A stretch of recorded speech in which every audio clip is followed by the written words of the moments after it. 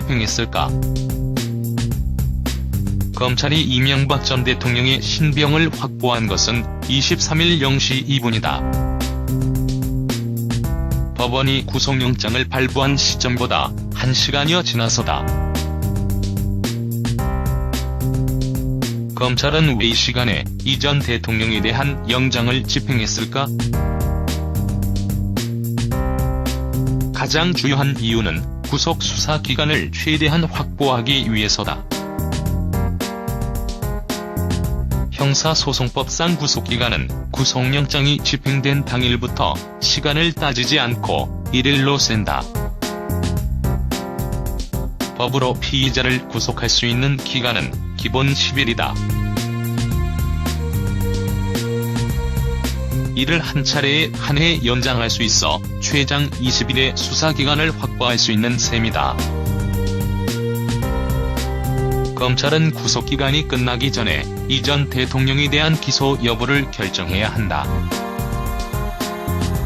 대개 기간을 계산하며 마지막 날이 공휴일, 토요일인 경우엔 이를 빼고 계산하지만 구속기간은 예외 없이 하루가 흐른 것으로 센다.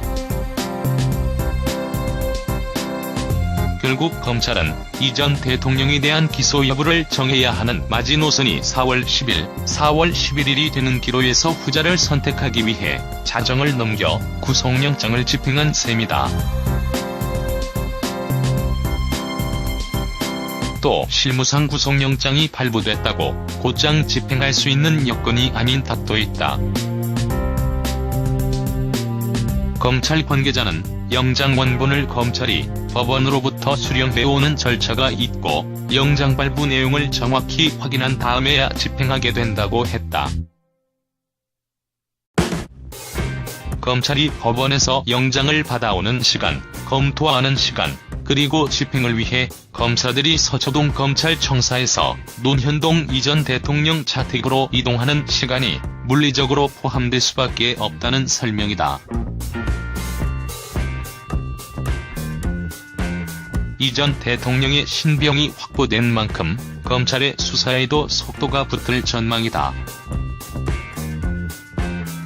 앞서 검찰 관계자는 현 단계에서 범죄 혐의 소명이 충분한 부분을 우선 포함시켰고 추가 수사가 필요한 부분은 범죄 혐의에 포함시키지 않았다고 했다.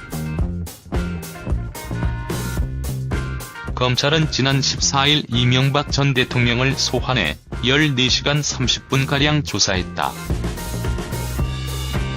이 전 대통령을 상대로 실소유주 의혹을 받은 자동차 부품 회사 다스를 둘러싼 비자금 조성 등 횡령, 배임, 조세, 포탈 혐의와 뇌물수수 혐의에 대해 집중적으로 조사했다. 이 전 대통령의 구속영장 청구서도 이를 바탕으로 구성됐다. 다스의 설립부터 비자금 조성, 경영권 승계 등 관련 부분만 50여 쪽에 달한다. 이 전 대통령은 국가정보원과 군사이버사령부의 정치 개입에 관여했다는 의혹, 다스 협력사와 계열사를 통한 비자금 조성 의혹도 받고 있다. 2012년 총선을 앞두고 청와대의 예산을 전용해 불법 여론조사를 한 혐의와 부인 김인옥 여사가 2007년 대선을 앞두고 금품을 수수하는 데 관여한 혐의도 받는다. 검찰은 앞으로 이 전 대통령을 상대로 이 부분에 대해 집중적인 조사를 벌일 것으로 보인다. 조사는 이 전 대통령이 수감된 서울 동부구치소에 검사들을 보내는 출장 조사 방식이 될 것으로 보인다.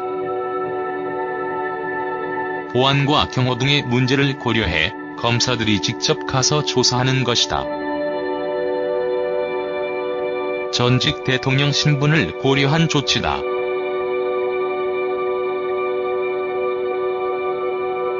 전직 대통령 예우에 관한 법률에 따르면 전직 대통령은 탄핵 결정을 받아 퇴임한 경우나 금고 이상의 형이 확정된 경우가 아니면 전직 대통령 예우를 받는다. 경호, 경비도 마찬가지다.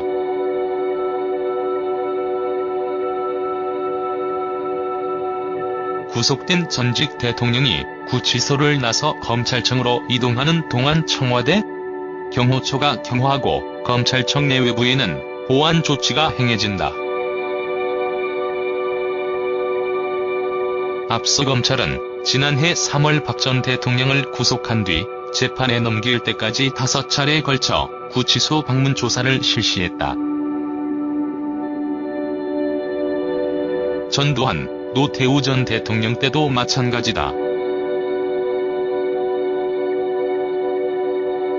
검찰은 이 전 대통령을 우선 재판에 넘긴 뒤 별도 혐의로 추가 기소하는 전략을 쓸 가능성이 크다는 게 법조계 관측이다.